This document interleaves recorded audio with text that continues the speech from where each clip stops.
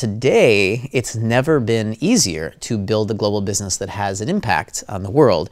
In fact, today, business owners are really doing what they're very passionate about in their hearts. So, Kane, with so many developments in media and new expansions in social media, how can a global business get their brand out there? Okay, well, there is a big misnomer between being international and just being online. So social media and the internet has really helped the world connect, which is great. But many times people believe that if they're just on social media or if they're just on the internet, that they're a global business. Now today, business is global, and so it's very important to be thinking internationally. But one of the important things if you want to use social media is really understand your different markets by geographic location or culture, and then understand how to be connecting with them and building communities on social media and the internet.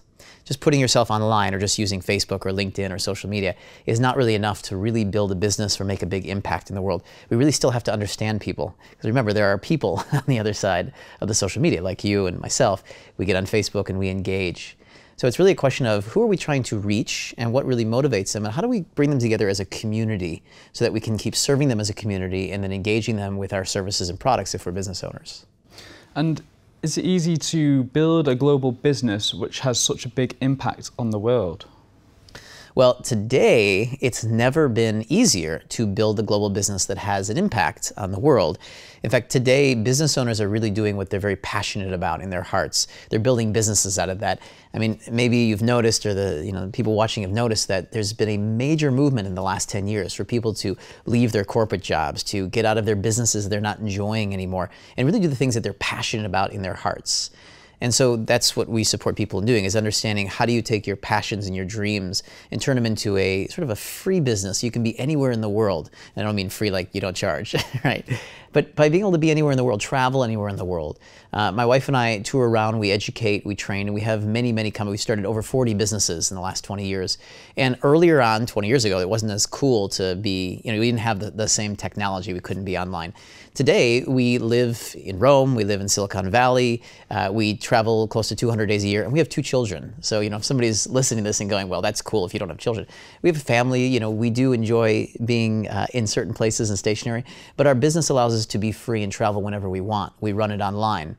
And so being global today is about really understanding your markets, where you can go, who's attracting them. And today, you have 93 countries in the world that speak English. So we have over 1 billion people that you can be communicating with for your products, your services, and the impact you want to make. So making a global impact today is really just about understanding how to be clear about what you're doing, get yourself structured up, get visible, and be able to start influencing people all over the world.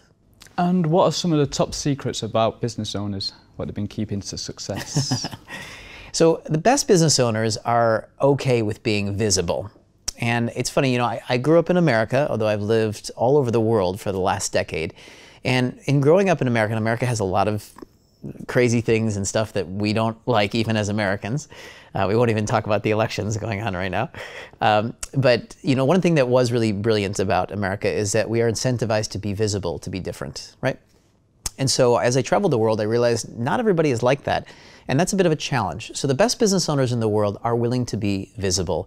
Like we've worked, a long time with Sir Richard Branson, who is very visible, right? Even though I describe him as one of the most humble, beautiful business owners I've ever met. He's a very sweet man and very, he sells like a proper English lad, as he says, right? But he's willing to be visible and he's creative, and that gets him the attention. And in many times his businesses, he had limitations on budgets, just like we all do as business owners. And so I think one of the top secrets is being willing to be visible. And then also I think another top value of top business owners is mentorship. Seek out people that have been there before you and let them guide you, let them give you answers.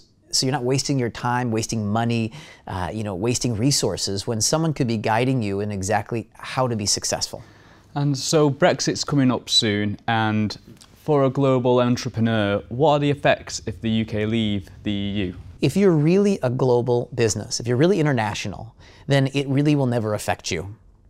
And in the States, must have been about 10 years in the mid-90s, when the economy fell apart, I really learned this. Now, I happen to have a business that was in the home gaming business. We were doing, Nintendo DS games and online games.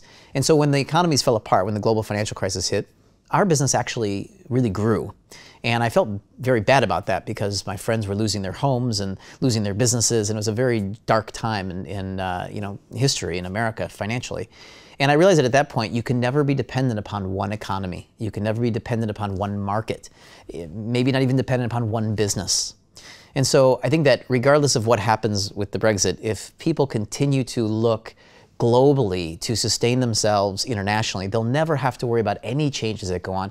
And that's kind of we are. We call it, we're an agnostic economy. We often say we are completely outside of any of the economies because we're balanced across many economies, many countries, and many cultures. And therefore, if one culture or economy is starting to suffer and hurting our businesses, we just kind of shift our attention over to another. It's not a new start. We've already got momentum there. So my advice is to start right now, to start to distribute out your attention, not get it diffused, but to really start to look at how to make your business really international. So that if there's something happening in China or in Southeast Asia, or Australia or in Canada, or even Iceland, that's really cool. You can have the ability to balance your business across the world. Well, thank you for joining us in our studios, Kane. It's been a pleasure. Thank you so much for having me. That wraps up today's programme, but don't forget you can get the latest with the Dukascopy TV team by following us on Instagram or by following us on Facebook. Goodbye for now.